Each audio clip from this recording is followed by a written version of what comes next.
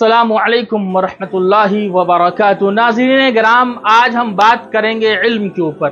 تعلیم صرف کتابوں کا بوجھ نہیں ہے، بلکہ انسان کی آنکھوں سے جہالت کی پٹی اتارنے کا نام ہے۔ یہ صرف اسکول کی فیس یا مارک شیٹ کا نام نہیں ہے، بلکہ ایک نسل یہی علم کل کے امام بناتا ہے، یہی علم حافظ و قاری بناتا ہے، یہی علم انجینئر بھی اور باکردار انسان بھی بناتا ہے۔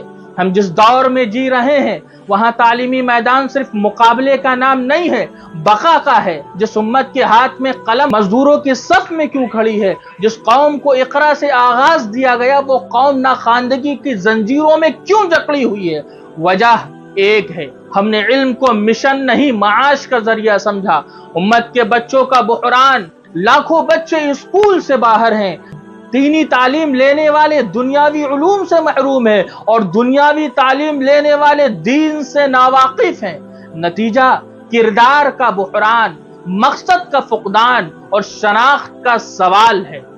کیا ہم صرف اس وقت جاگیں گے جب کوئی فتنہ ہماری دہلیز پر کھڑا ہوگا؟ کیا ہم وہ علمی مشن بنائیں گے جو صرف تعلیمی ادارے نہ ہوں بلکہ کردار سازی کا مرکز ہو؟ سوال اٹھتا ہے، ہمیں کیسا تعلیمی نظام چاہیے؟ ایسا نظام جو صرف امتحانات کے لیے نہ ہو بلکہ زندگی کے لیے ہو، جہاں پر قرآن و سنت کی روشنی میں سائنس اور ٹیکنالوجی اور اخلاق سکھائے جائیں، جہاں استاد صرف مضمون نہ پڑھائے بلکہ مستقبل کے معمار بنائے، جہاں بچے صرف نوکری نہ سوچے بلکہ قیادت کی صلاحیت لے کر نکلے۔ میرا خواب ہے، میرا مشن ہے، میرا خواب ہے کہ گاؤں ہو یا شہر، ہر بچے کے ہاتھوں میں قلم ہو، قلب کے اندر ایمان ہو اور دماغ میں سوچنے کی طاقت ہو۔ میرا مشن ہے کہ ہم تعلیم کو صدقات جاریہ کی شکل میں دیکھیں۔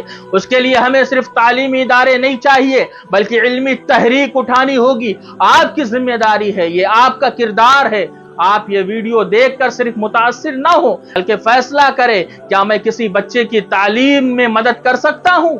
کیا میں علم کا داعی بن سکتا ہوں؟ کیا میں علم کو پھیلانے والا بن سکتا ہوں؟ کیا میں اپنے محلے میں ایک چھوٹی سی علمی محفل کا آغاز کر سکتا ہوں؟ اگر کر سکتے ہیں تو یہی علمی انقلاب ہے، اگر ہاں تو یہی علمی مشن کا آغاز ہے، یہی علمی انقلاب ہے۔ آج ہم نے اپنی نسل کو علم نہ دیا تو کل ہم صرف پچھتاوے سنیں گے اور قرضوں، فتنوں اور غلامی کے زنجیروں میں جکڑی امت کو دیکھیں گے۔ آئیے علمی مشن کو صرف باتوں سے نہیں، عمل سے زندہ کرے، اور جس وقت یہ علمی مشن زندہ ہو گیا، ملت کے اندر علمی انقلاب آ گیا، تو انشاءاللہ تبارک و تعالی تمام کے تمام مسائل حل ہو سکتے ہیں۔